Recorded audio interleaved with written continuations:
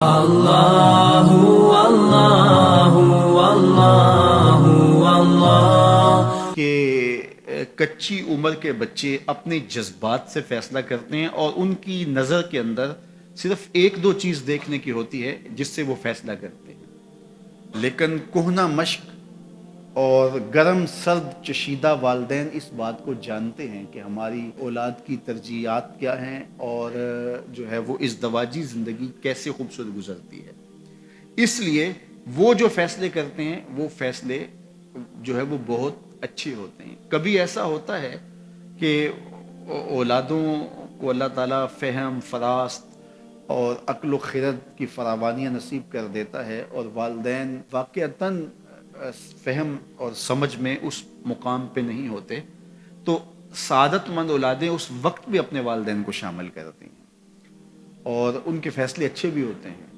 لیکن عمومی طور پہ ہوتا ہے کہ چاہے وہ اسکول، کالج اور یونیورسٹی میں نہ بھی گئے ہوں والدین، لیکن ان کے تجربات عملاً جو ہیں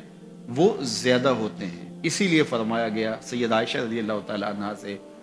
مروی روایت ہے، ایما امرأۃ نکحت بغیر اذن ولیہا فنکاحها باطل فنکاحها باطل فنکاحها باطل، 3 مرتبہ فرمایا، جو خاتون اپنے ولی کی اجازت کے بغیر نکاح کرتی ہے اس کا نکاح باطل ہے، اس کا نکاح باطل ہے، اس کا نکاح باطل ہے۔ تو عمومی طور پہ وہ نکاح جو ہیں وہ ناکام ہو جاتے ہیں، اس لیے کہ وقتی جذبات سے وہ رشتے جڑتے ہیں اور وہ ایک خاص عمر تک وہ جذبات ہوتے ہیں، لیکن اس کے بعد وہ رشتے ٹوٹ جاتے ہیں۔ ماں باپ کو پوری ترجیحات اور پوری زندگی کے سارے نشیب و فراز کا علم ہوتا ہے اور وہ ساری چیزیں سوچ سمجھ کے کوئی چیز جو ہے وہ طے کرتے ہیں۔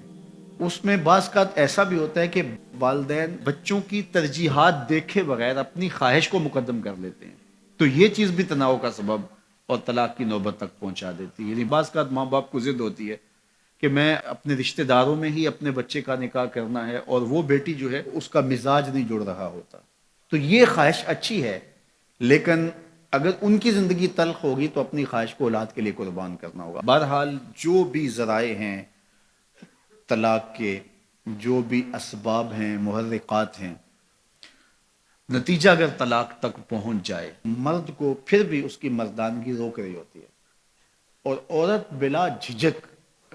جب وہ جذبات میں آتی ہے تو وہ طلاق مانگنے میں دیر نہیں کرتی، اور بہت ساری طلاق جو جذباتی ماحول میں ہوتی ہیں اس میں قصور خاتون کا ہوتا ہے کہ وہ طلاق مانگتی ہے۔ تو عورت کو کبھی بھی طلاق نہیں مانگنی چاہیے، ہاں اگر واقعتاً اس کا استحقاق بنتا ہے، وہاں زندگی گزارنا مشکل ہو گیا ہے، تو وہ عدالت میں رجوع کر کے خلا لے سکتی ہے۔ لیکن یہ عورتیں جو ڈٹ جاتی ہیں کہ ٹھیک ہے مجھے بھی فارغ کرو، میں ایک لمحہ اس گھر نہیں رہنا چاہتی، یہ گھر میرے لیے جہنم ہے، اور یہ اس کی بہنوں کے سامنے، اس کے بھائیوں کے سامنے، اس کے خاندان والوں کے سامنے اس کو یوں للکار رہی ہوتی ہے، تو پھر وہ طلاق دے دیتا ہے۔ اور بعض کا وجہ نہیں ہوتی کہ وقتی تناؤ ہوتا ہے۔ تو حضرت امام ابو داود نے حضور کا یہ فرمان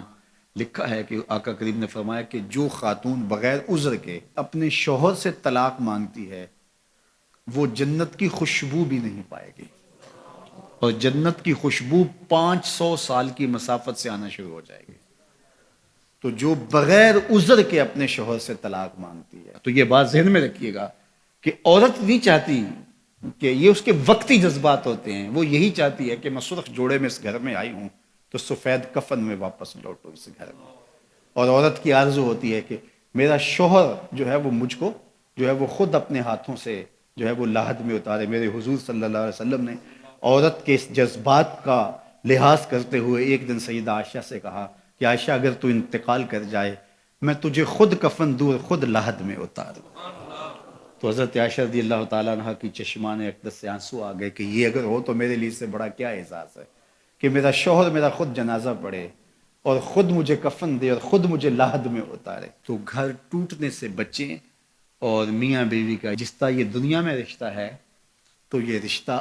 آخرت میں بھی قائم رہے گا، اور جب خاتون جنت میں جائے گی تو یہ جو ہے وہ ان حوروں کی جو مرد کو جنت میں عطا کی جائیں گی، یہ ان کی سردار ہوگی۔